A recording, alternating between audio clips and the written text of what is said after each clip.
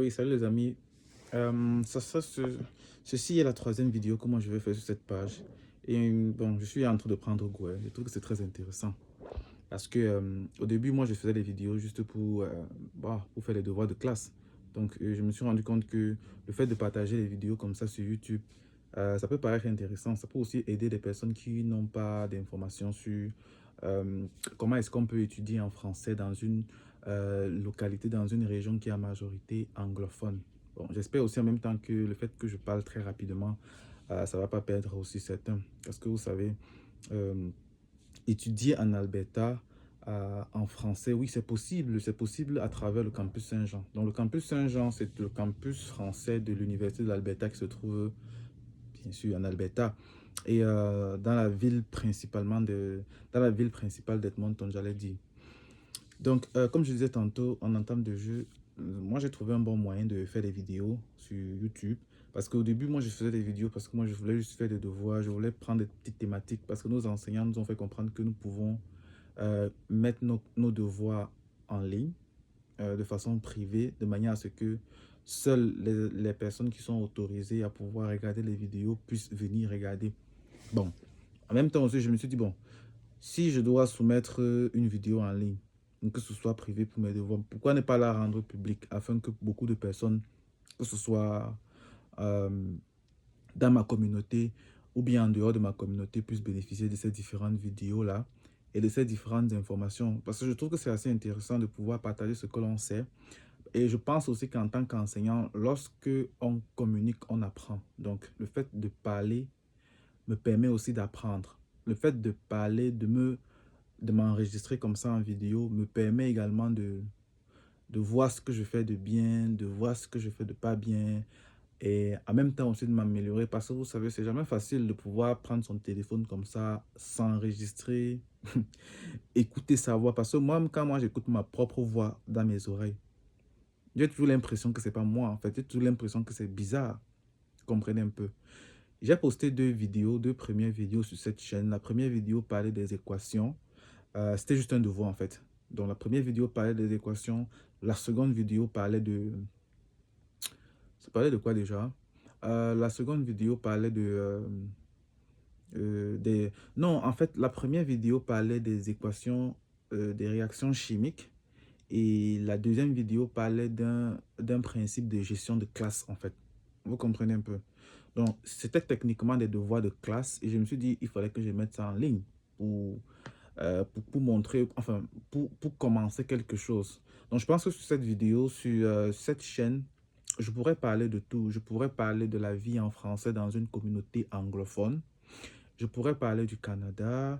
Je pourrais parler de la résidence permanente. Je pourrais parler de comment est-ce que on peut, qu'est-ce que ça fait de suivre une formation ou alors d'étudier en tant que résident permanent. Quels sont les avantages d'étudier en tant que résident permanent? Parce que ça peut intéresser plus d'un de savoir comment ça se passe les études au Canada, comment ça se passe les études principalement en Alberta. Parce que moi, je suis dans la province de l'Alberta. Comme vous le savez très sûrement, le Canada c'est un système fédéral. Donc, ce qui veut dire que ça a les différentes provinces. Et les différentes provinces, quasiment, hein, quasiment toutes, à l'exception de quelques-unes. Donc, quasiment toutes les provinces, parce que le Canada a des provinces et des territoires. Donc, quasiment toutes les provinces et territoires ont des statuts autonomes. C'est-à-dire qu'elles peuvent se gérer elles-mêmes comme nation à part entière. Bon, mis à part certains je dirais, c'est un territoire sans doute de me tromper. Je dirais c'est un territoire qui sont sous l'autorité fédérale.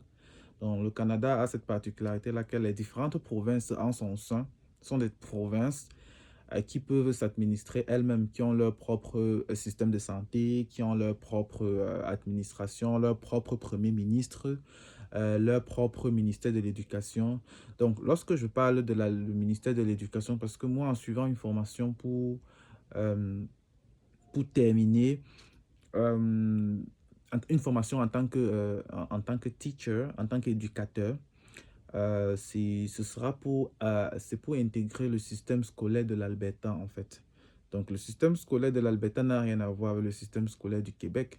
Ça n'a rien à voir avec le système du Nouveau-Brunswick. Il est bien vrai que nous étudions en français, nous enseignons les enfants en français, mais ça ne veut pas pour autant dire que le système de l'Alberta est le même système que le Québec, parce que la langue nous lie. Non, le Canada, comme vous le savez très bien, a mis sur pied une politique d'attirer les francophones dans ces différentes provinces fédérales. Et donc, l'Alberta ne se met pas en marge de cette logique. C'est la raison pour laquelle vous allez vous rendre compte que il y a de plus en plus de tirages en 13 presse qui deviennent de plus en plus récurrents euh, au niveau des compétences francophones. Donc, vous allez voir, moi, j'ai été tiré, moi-même, j'ai été tiré en 13 presse euh, par la compétence du français.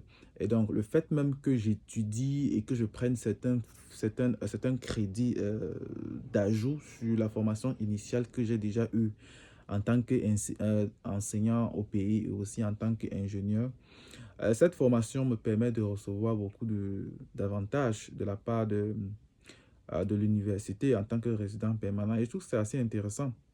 Donc, en plus de tout ce qu'il peut s'y trouver autour, je trouve que c'est assez intéressant. Donc, je pense que j'ai voulu partager cela avec vous aujourd'hui.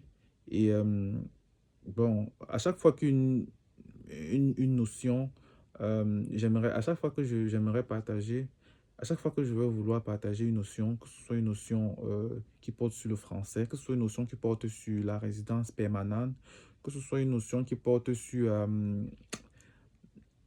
étudier en français en Alberta, bref, tout ce qui me passe par la tête, je pense que je pourrais partager sur cette chaîne pour pouvoir